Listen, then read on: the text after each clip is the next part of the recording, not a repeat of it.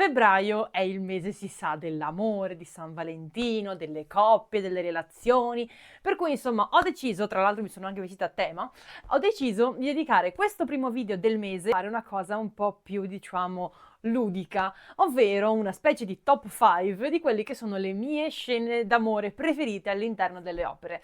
Non sono soltanto duetti, ma ci sono anche arie singole, diciamo quello che quando lo sento cantare, cioè mi fa sciogliere come il burro. Naturalmente queste sono alcune, ho cercato di essere anche un po' varia, perché sennò magari ci sono alcune opere che mi prendono particolarmente o alcuni autori, per cui insomma era per essere un po' più vari, ma comunque queste sono sicuramente le mie preferite in assoluto. Quindi cominciamo subito.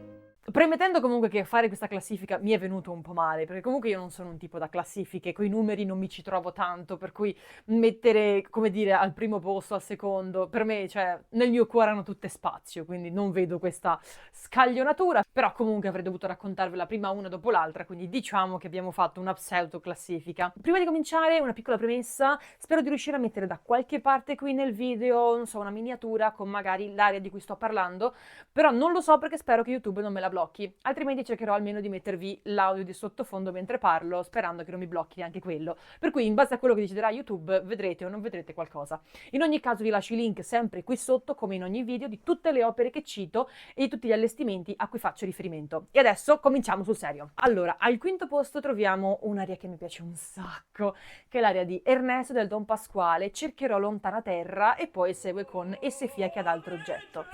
Allora, è un'aria che a me piace un sacco, cioè nel senso, quello che mi piace tantissimo di quest'aria, a parte la musica che è bellissima, è in realtà proprio la dolcezza, è carinissimo Ernesto, cioè proprio è veramente un tesoro. Sa che non potrà mantenere Norina perché è stato diseredato, quindi rinuncia a lei, ma cioè, è preoccupato più che altro per lei e non per lui che ha appena perso, diciamo, il patrimonio di famiglia perché lo zio l'ha diseredato. E poi un'altra cosa bellissima è poi sia in quest'aria, ma comunque che poi nell'opera, la fiducia che c'è in questa coppia, nel senso comunque è un tenore, magari alcuni tenori danno un po' scene di gelosia o comunque sono molto più possessivi nei confronti della loro donna.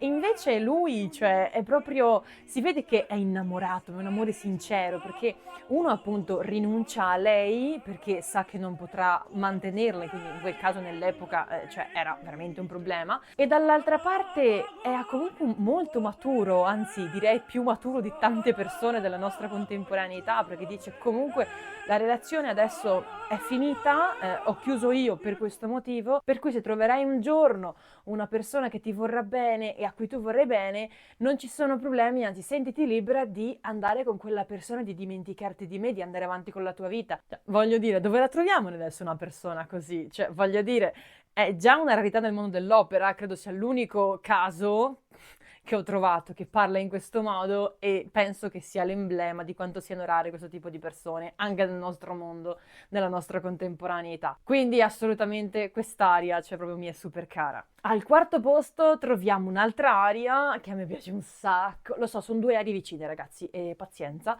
ed è Languir per una bella, che canta Lindoro nell'Italiano Algeri, ed è una cosa che proprio a me fa volare quando la sento. Sia la musica è pazzesca, proprio si sente il desiderio, il palpito del cuore di questo amante che sogna la sua amata, lui adesso è prigioniero, lontano, all'estero, non sa se la rivedrà mai, ma si sente proprio che le manca. È bello anche perché sia il sentimento, ma proprio anche la corporeità che viene fuori è... Mamma mia, mi piace veramente tantissimo, ogni volta mi sciolgo. A volte vorrei essere veramente un tenore solamente per cantare questa. E basta, perché poi, cioè, io devo essere un baritono. Nella prossima vita nascerò baritono, sicuro, sicuro, sicuro. Al terzo posto c'è un duettino veramente, cioè, corto ma carinissimo, dalla Clemenza di Tito di Mozart, che è un'opera che io adoro, la sto anche studiando, nel ruolo di Sesto in particolare, e io veramente mi piace tantissimo. In questo caso però il duetto non è con Sesto, ma è tra Annio e Servilia, la sorella di Sesto, ed è A perdona il primo affetto. Allora, questo, cioè veramente, andatelo ad ascoltare, dura 2 minuti, ma proprio 2 minuti, ed è bellissimo. Cioè, loro due sono una coppia veramente innamorata, ma che carini, sono bellissimi.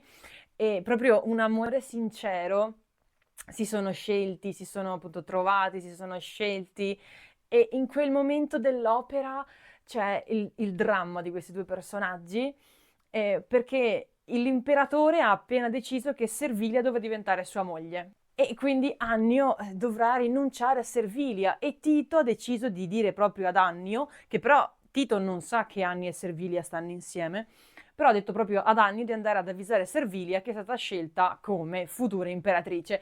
E Annio, con la morte nel cuore, va a comunicare a Servilia che è stata scelta come futura imperatrice. E questa cosa proprio lo distrugge, e c'è un momento in cui lui la chiama ancora, per un'altra volta, anima mia, perché tutto il recitativo prima era non dobbiamo più parlare così, adesso siamo due sconosciuti, resteremo forse amici, ma non possiamo pretendere di più perché ormai le cose sono andate così. Ma a un certo punto Annio la chiama anima mia, si blocca e parte il duetto, perché è bellissimo. E il duetto sono le scuse di Annio che chiede perdono a Servilia per averla chiamata così, perché lui è abituato a chiamarla così.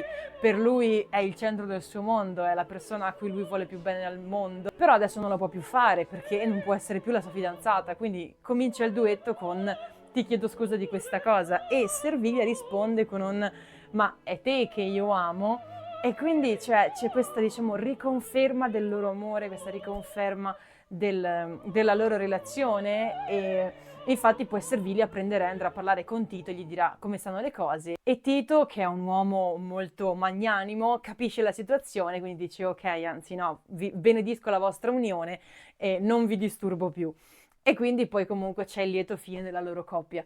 Ma è proprio un duettino, mamma mia, cortissimo, dura veramente 2 minuti, ma è troppo carino, sono bellissimi, decisamente. Siamo arrivati al secondo posto. Allora, qui veramente comincia a farsi molto difficile. Allora, al secondo posto c'è un duetto che proprio è bellissimo, lo so, lo dico con tutti, e ragazzi è la mia top 5, quindi è logico che mi piacciono tutti. Però ecco, questo duetto a me veramente, cioè, mi piace troppo, è bellissimo.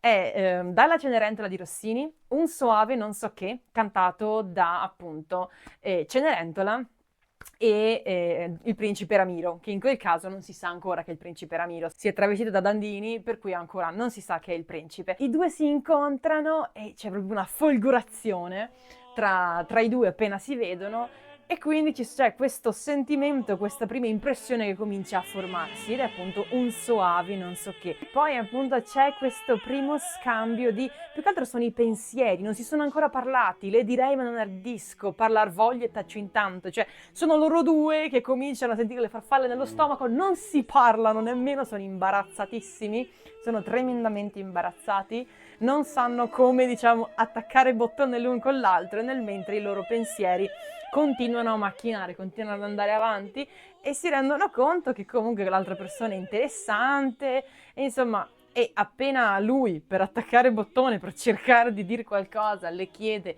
dove sono le sue sorelle, che erano le persone che poi il principe voleva incontrare, lei ci resta proprio male, perché infatti anche lui, cioè, vai a chiedere di altre ragazze quando ti piace la ragazza e ce l'hai lì davanti, cioè, ma dai. E invece Ramiro la pensa così, e quindi fa questa domanda, Cenerentola ci resta malissimo, gli fa sì no, vabbè, sono al piano di sopra, sono nelle altre stanze. E intanto lei tipo no, adesso sicuramente è già finita, avrà visto loro che sono più belle di me, quindi proprio anche Cenerentola è carinissima, ha l'autostima pari a zero, quindi... e invece Ramiro è tipo, ah ok, in realtà non me ne frega assolutamente niente, era un modo per parlare con te. E quindi proprio sono bellissimi, sono veramente troppo carini. E quindi alla fine fanno tutto un duetto in cui i loro pensieri si incrociano, ma di cui proprio loro due comunicano veramente 4 parole. Dove sono le sorelle? Ah, sono al piano di sopra, sono nelle altre stanze. Ma voi chi siete? Non lo so. Dicono proprio veramente pochissimo tra di loro, e tutto il resto del duetto sono loro due che si rendono conto ormai che sono innamorati persi, e il problema è che non sanno come dirlo all'altra, e poi vabbè arrivano le sorellastre che interrompono tutto. Però ecco, cioè, sono veramente troppo carini. Siamo arrivati al primo posto.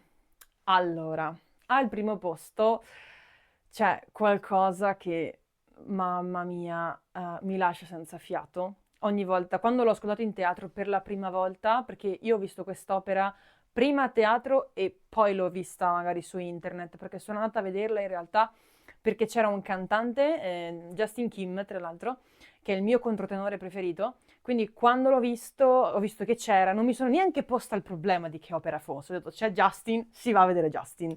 Per cui proprio io neanche sapevo che cosa ci sarebbe stato in quest'opera. E l'opera è L'Orlando Furioso di Vivaldi, quindi c'è chi avrà sicuramente già capito. E quindi io proprio non me l'aspettavo e veramente, cioè, mi ha tirato fuori il cuore dal petto, è proprio, mi mancava il fiato dalla meraviglia, è straordinario. Quindi l'aria che metto al primo posto è Soldate mio dolce amore, che canta Ruggero, è veramente, non la so descrivere, è veramente qualcosa di straordinario, la musica, il duetto col flauto. La situazione non è proprio in realtà fra le più rosee, cioè se guardiamo al trionfo del sentimento, in realtà non è il massimo, perché comunque Ruggero in questo momento è stato stregato, perché lui si è dimenticato della persona che ama veramente, che è Bradamante, perché Alcina l'ha stregato e con un incantesimo lo ha innamorato di sé. Per cui adesso lui canta quest'aria Soldate mio dolce amore per Alcina, non la canta per Bradamante, che invece è l'amore della sua vita. E poi, vabbè, lei farà il diavolo a quattro per riportarlo alla lucidità e poi lui, cioè, è troppo bello, lui andrà a Canossa, le chiederà perdono, perché comunque è Bradamante la donna che lui ama veramente, per cui ha fatto il diavolo a quattro. E Bradamante comunque poi era giunta in quelli di lì proprio per salvarlo, quindi comunque Bradamante, tanta stima, è una donna proprio molto forte, mi piace un sacco, la stimo tantissimo. Però ecco, c'è quest'aria che appunto lui non canta per Bradamante, quindi in questo senso magari non è il trionfo dell'amore reciproco, cioè sol da te mio dolce amore, questo core avrà pace, avrà conforto. Cioè, no, a parte il testo che è bellissimo, ma poi è proprio la musica, c'è tutta l'introduzione del flauto e poi le due voci, il flauto, la voce di Ruggero si intersecano, creano un'atmosfera surreale, magica, sospesa, veramente è fatata, non lo so. Questa devo dire proprio ogni volta proprio mi toglie il fiato, è veramente straordinaria. Anzi, vi lascio qui sotto in descrizione l'allestimento che io ho visto al Malibran, appunto, con cui ho scoperto l'opera, che ho scoperto appunto che l'hanno fatta anche in tempo di Covid. Naturalmente non è lo stesso cast che ho visto io perché sono andata appunto dopo il Covid, però ecco, durante l'avevano registrato, l'hanno messo su YouTube e quindi vi lascio il link perché comunque la regia, l'allestimento è lo stesso, alcuni cantanti sono gli stessi, non c'è Justin a fare Ruggero, ma c'è Carlo Vistoli che comunque è bravissimo anche lui. Ha un fascino un po' cinese, devo dire, con i capelli che gli hanno fatto, molto particolare, mi è piaciuto molto comunque. Però ecco, nel senso comunque Alcina, Bradamante sono sempre gli stessi, quindi ecco, comunque sono...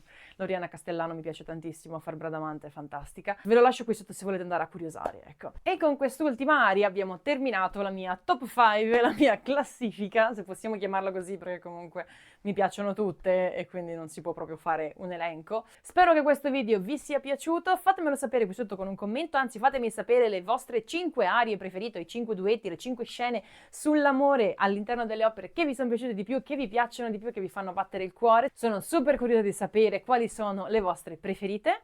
Intanto noi ci vediamo sempre giovedì prossimo con un nuovo video. Ciao!